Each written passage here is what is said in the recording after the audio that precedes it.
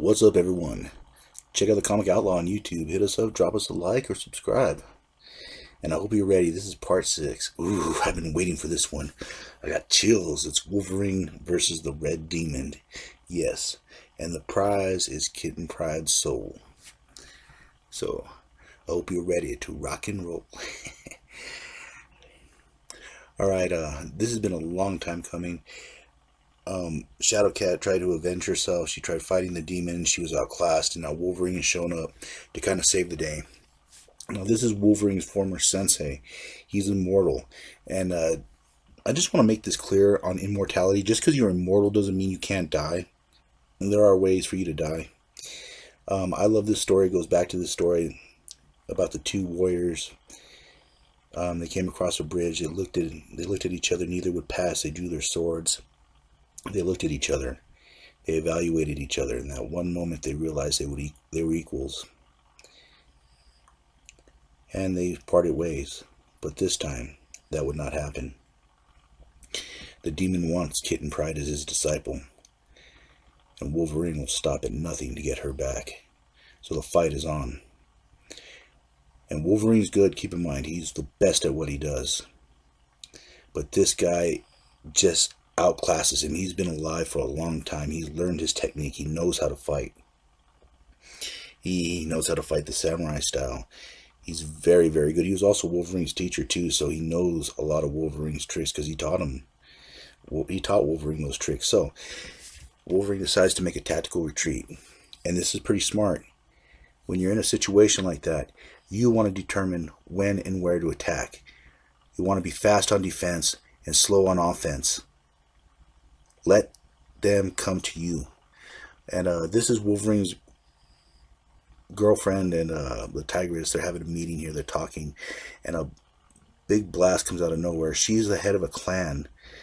Like I was telling you, she's the head of her own clan, her own underworld, so to speak.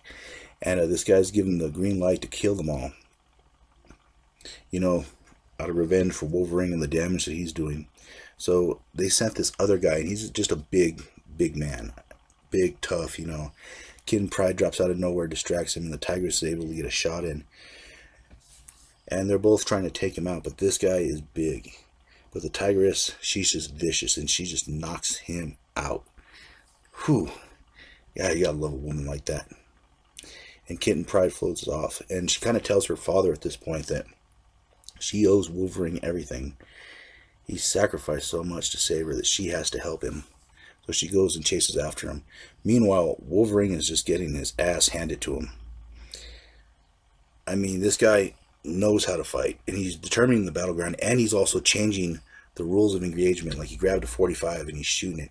Now, he knows about Wolverine's healing factor, but if you can shoot him enough to slow him down, rip some muscles up for his factor to kind of catch on and heal, to slow him down enough so you can stick that blade in him, that's what he's doing. He knows about Wolverine's adamantium skeleton. This man's a brilliant strategist when it comes to fighting. And he's taking Wolverine to school. Wolverine tried to retreat in the elevator. He cuts the shaft. Wolverine hits the brakes, claws his way out of it right before the elevator falls. Now, Wolverine has to get something going. Combat like this is about confidence too. You can't lose your confidence in these situations. Now, Miriko and the tigress are having a little discussion. They're really opposite. It's interesting. They both love Wolverine with a passion, but they're so different. This is Kitten Pryde's father. He's decided to do something right and go to the American embassy and turn himself in. Pryde, on the other hand, is looking for Wolverine, and she finds the demon. And he does want her as a disciple, and he grabs her and takes her, ready to warp her mind again and take her soul, ready to bring her back into that dark place.